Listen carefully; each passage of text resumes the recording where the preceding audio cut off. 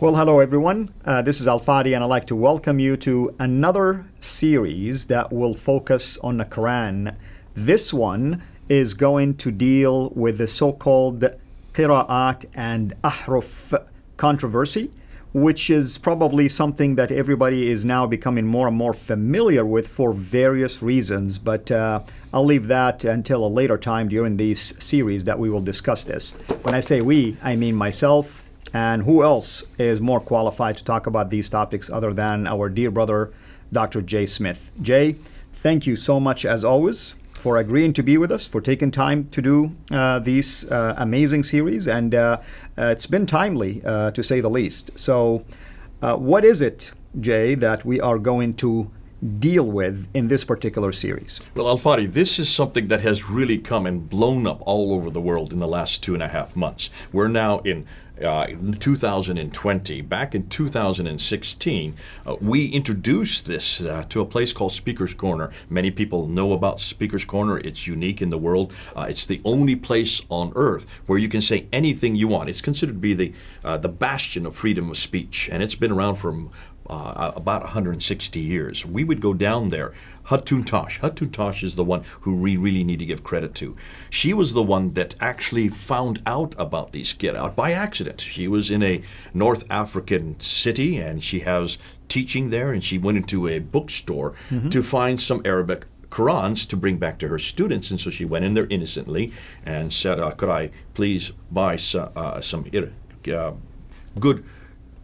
Arabics Qurans? And the response was, well, which one do you want? She says, what do you mean, which one do I want? She says, well, there's many different kinds of Qurans. Now, from a Muslim background that she had grown up in Turkey, she'd never heard this before. That's right. And it floored her. I mean, you'd never heard this growing up, have you? Absolutely. So there's one Quran, and that's all Always you hear. been one Quran. That's right. And so she was curious. She says, what are you talking about? Well, she says, well, the most popular one here is called the Warsh Quran. She says, Warsh Quran? I thought that the Quran is one. And then there's the other one called the Hafs Quran, and they had the Qalun, and they had these others. Well, she said, well, give me them all. And so she brought them back to London and introduced them to me. And I remember kind of smiling because I had heard about this when I was in my seminary with Dr. Dudley Woodbury had talked about these different Qira'at or Ahruf. But back then, I didn't think that they were in existence anymore. I had thought that they had been thrown into the Nile River. I thought that they had been done with. I thought this was taken care of back in 1924. Just like Uthman thought he took care of the other things also. Isn't that interesting? Yeah. He thought by burning all these That's right. other Qira'at, these other dialects, that would take care of it. And I think this is something we're going to be unpacking. So that was a surprise to her. Back, I think it was 2013, 2014. I can't remember the year. But it was there from that point that she started collecting these. And I remember having we had a discussion about this there in London. And I said, Hatun, why are you doing this? I didn't really think that this was that important. And still to this day, for me as an academic, for you as an academic, this is not that important from an academic standpoint because we're just talking about 5 dots and 3 vowels. 5 dots and 3 vowels. At least academically speaking, correct. Who cares? So this is done much later. This is done in the 8th, 9th, and 10th century, and this is nothing more than trying to ameliorate, trying to understand the consonantal text, trying to understand the skeletal text, trying to make sense of these words. Because remember, back in the 7th century, there were only about 16 letters.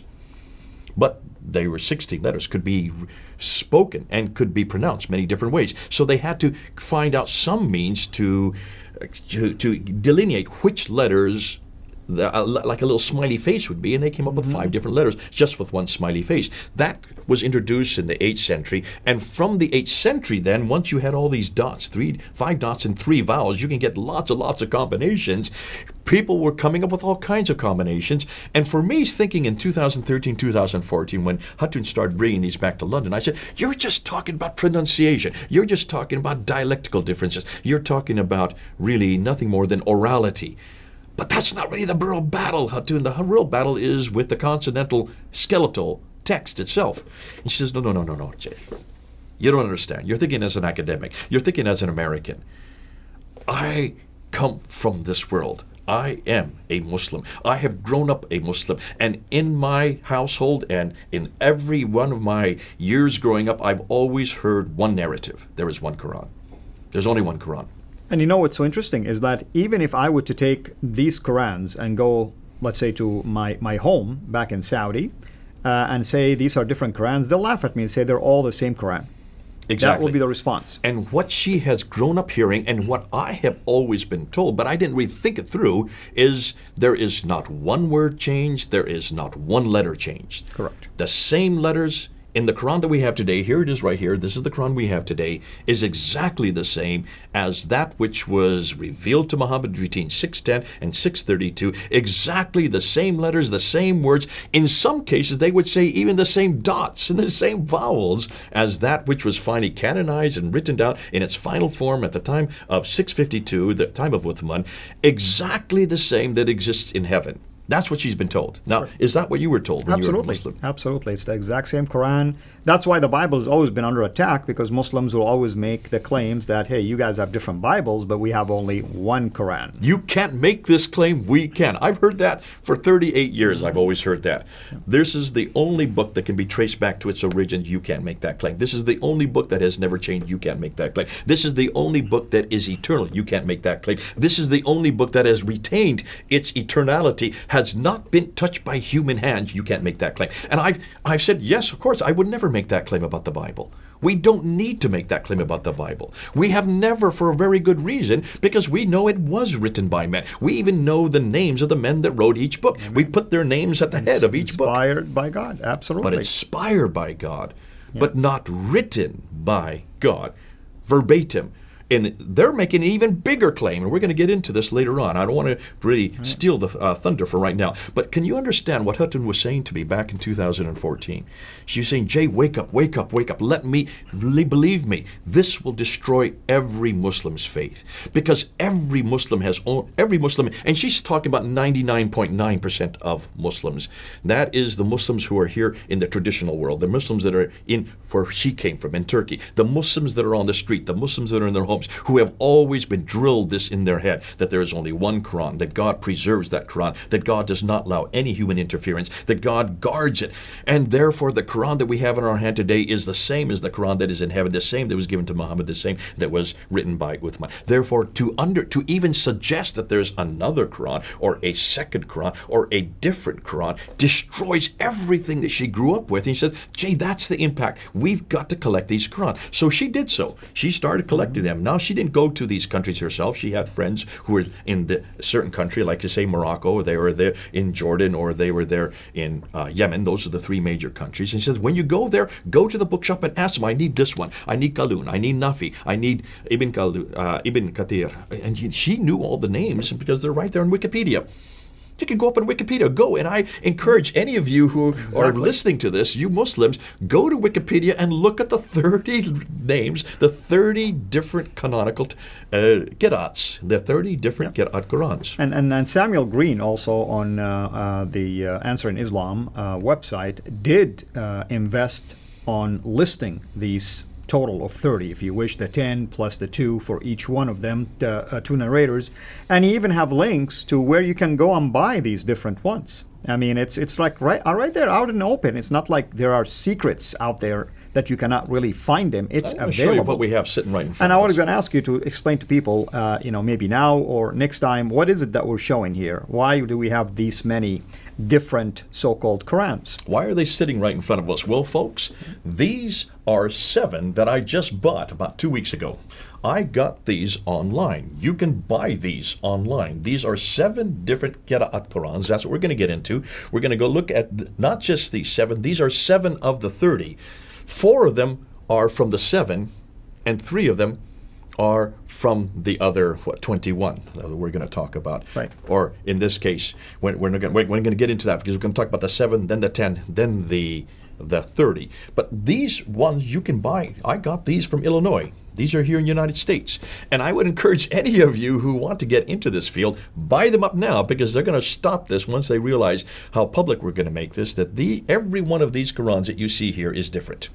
Not one of these is the same. And these has nothing to do with translations. This has nothing to do with English or French or Portuguese or any other language. These are all in Arabic, which is your language. Yeah, and I want to just explain because people ask me sometimes, are you saying these are two different Qurans, different meaning, like when you open them, you're not going to find exactly the same thing? I know where you're coming from when you say different. Please explain, what do we mean by different? So when you look at the Arabic, now this is Arabic and English. This is the Quran that we use today. This is the Quran that everybody uses. Well, now according to Yasakadi, at least 90% of the Muslim world uses this one. And this is the one that we have to use, and it's called the Hafs Quran. We'll get into that later on, what we mean by Hafs. This is the Quran here. I'm going to put it right side up. Here we go. When you look at this one here, let's get it the right way. This right here, look and see what it says. It says Warsh right there. Right. Warsh. Min Nafi'.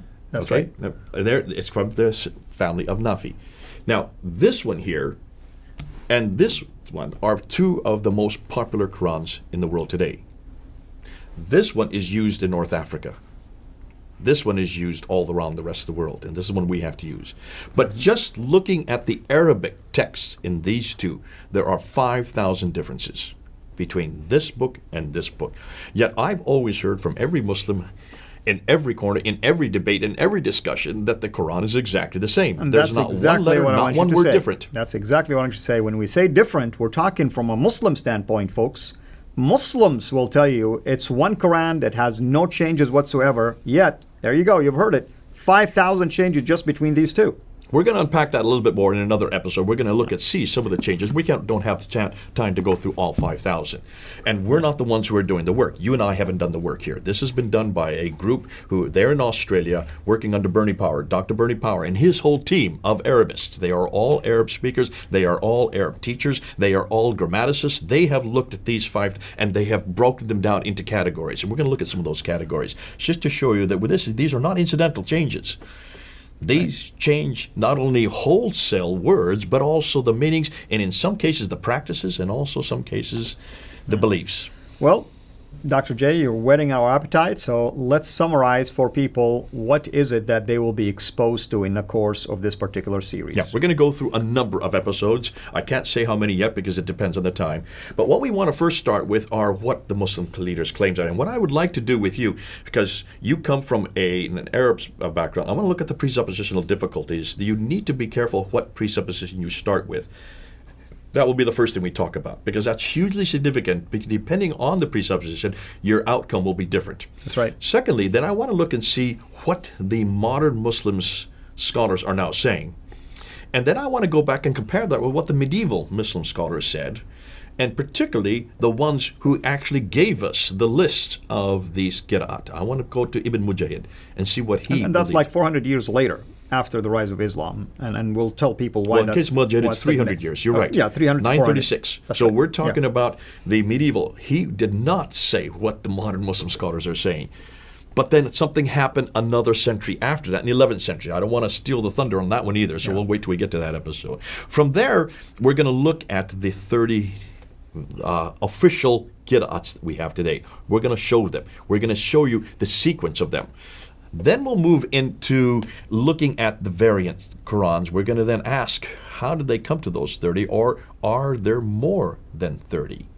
Hold on to that question. That's going to be fun, because we're going to find there's actually more than 30. And then we're going to unpack as how they were formed.